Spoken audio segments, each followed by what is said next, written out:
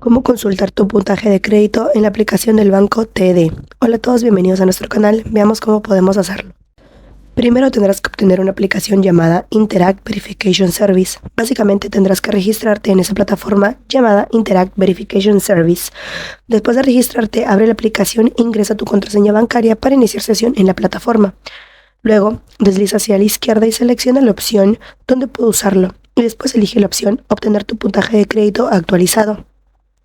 De esta manera, la aplicación podrá ayudarte a contactar con la agencia de informes crediticios, Equifax, y podrás ver tu puntaje de crédito.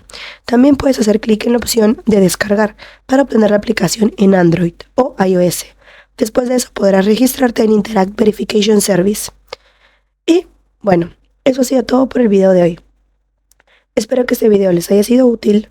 No olviden darle like, suscribirse al canal y activar la campana de notificación para que les avise cuando subamos un nuevo video. Nos vemos en uno próximo. Bye bye.